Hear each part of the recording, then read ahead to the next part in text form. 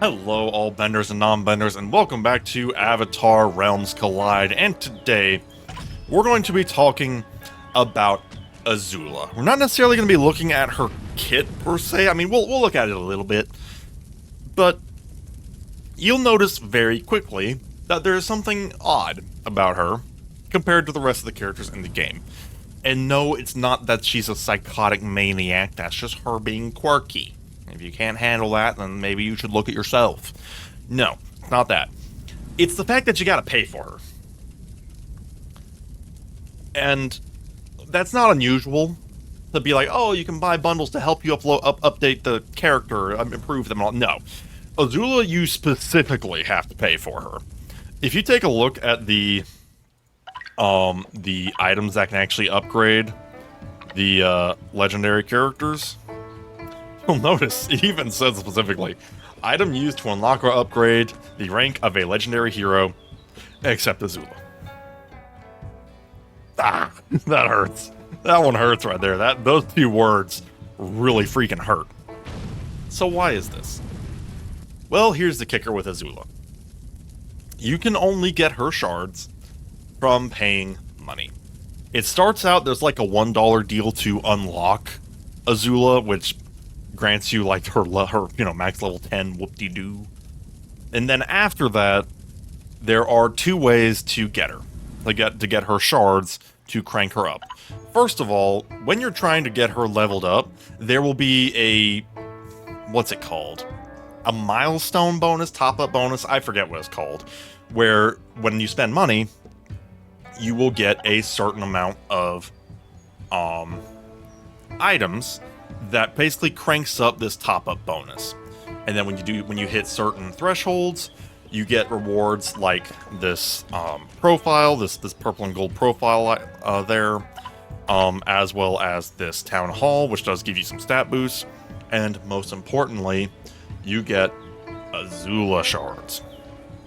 So you have to spend money to crank her up. But what's the smartest way to spend money if you do want to? Well, here's the thing. There's a second place to get Azula shards that does require money, and that's in the VIP shop. If you go to the VIP shop here, let's go back a bit. What is this? This is 11, VIP 10. Okay. All the way through VIP 10, you will get these bundle options, starting at level 2 here. These are the other way to get Azula shards, and there's only a set number. You need to purchase all of them, as well as making sure that you are getting your VIP points, and making sure that you are getting those top-ups. As you can see, they go up more and more.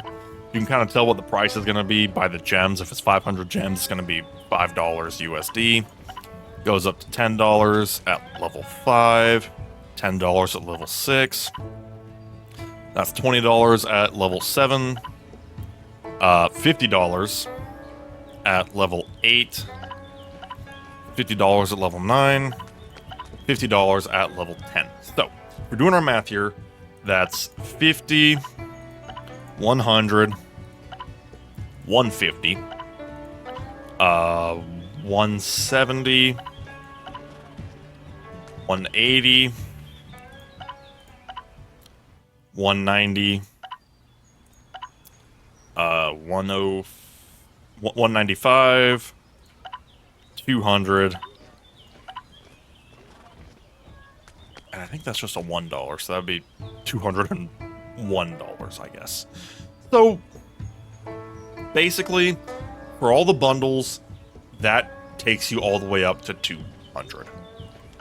And then, to get her from the top-up stuff, if I'm not mistaken, because I already got it, obviously, I believe you have to spend a total of 250.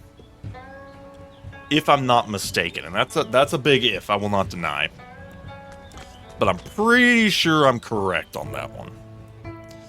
So, if you want to call it good news, the good news is, if you completely and totally stay, if you don't rush it, And if you only buy what's absolutely necessary, you can get most of the way to getting Azula maxed out just by buying these Azula bundles in the VIP stuff. After that, you'd only probably need to buy one more thing to get you the rest of the way. At that point, you'd be pretty close. Yeah, but that's the kicker, ain't it? Is the VIP levels. That's what's going to slow you down, because there's two main ways to crank up your VIP score.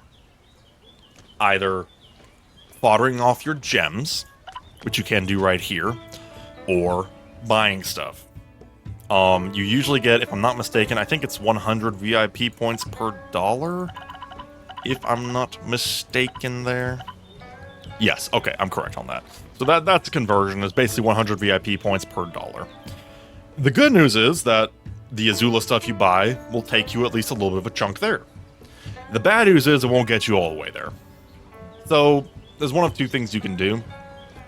You can either use your gems. You do get gems decently plentifully. I mean, I'm not going to say it's amazing. But if you really wanted to, you could use your gems to crank up your VIP levels. You also do get some daily VIP points based on how much you've consecutively logged in. So that will slowly but surely get you there. And then, and this is not something everybody knows, in the little airship challenge here, some of these airships actually do give you some VIP points. Yeah, okay, so if you notice here, I actually did get a modest number of VIP points from my most recent airships. It ain't a lot. If you're trying to get Azula as cost efficient as humanly possible, yeah, it's gonna take you a minute. Or you're gonna be using your gems almost exclusively on this to get her in any kind of reasonable time. It will take you a while. So that leads us into the question is Azula worth it? No. No, no, no, no, no, no, no. Lord, no. I did it because I'm a hopeless simp and a bit of an addict. But no, she's not worth it. I mean, she's an amazing character. I mean, she's one of the best characters in the game, and unfortunately, you will forever be one step below the whales who do have this character. I mean, I'm not going to deny that. She's a great character, and it's unfortunate that she is paid only, but I mean, at the end of the day, if you're playing this type of game, then you kind of get what you signed up for. I'm not saying it's right. I'm just saying we probably shouldn't be surprised. So what can you do? Go for Iroh. Go for Iroh, because Iroh is a fantastic firebender. He's got some great abilities here. He can help your allies. He can do a metric ton of damage to enemy squads and really cripple them. And he's just straight up good, and unlike Azula, actually accessible. We have him in the Wheel of Fate right now, so you can get the shards that you need to actually unlock him, and then after you've unlocked him, then you can go the rest of the way with legendary spirit shards if you want. Literally, all you have to do is just unlock him, and then you can go the rest of the way with spirit shards. Yeah, it's that easy. Instead of spending who knows how much money on Azula. And me, I'm not going to deny, I sped her on that bad boy a little bit. You know, with the power of credit cards, all things are possible. So, you know, a weak moment on my side of the front. But it is what it is. Is Azula worth it? No. Is she good and very helpful for your account? Oh yeah. But you don't need to spend money on her, especially when characters like Iroh exist. And eventually we'll probably get characters like Roku or somebody who's yet another firebender character who will no doubt be usable at the very least. So, yeah. Don't spend money if you don't want to. If you want to spend money, kind of like I did, then you know what? Hey, go for it. Have fun. It's your money. It's your life. Do what you want. But don't feel like you have to. It's unfortunate because, of course, Azula's going to be permanently staring you in the face, making you wish you had her.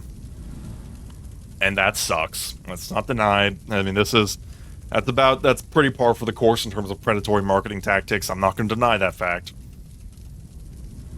But at the end of the day, if you're playing these games, what did you really expect? I mean, I ain't going to defend it, but I'm not going to treat it like I'm surprised. So, Yeah, we'll leave it at that. So that is that. Just go for Iroh or Zuko or wait for Roku or other firebenders because there are no shortage of them. So yeah, that is all we have for today. Let me know what you think down in the comments below. Did you wail out like I did? Because Lord knows I did. Or are you playing it low and slow like you probably should? Let me know down in the comments below, and we shall see you next time. Have a good one.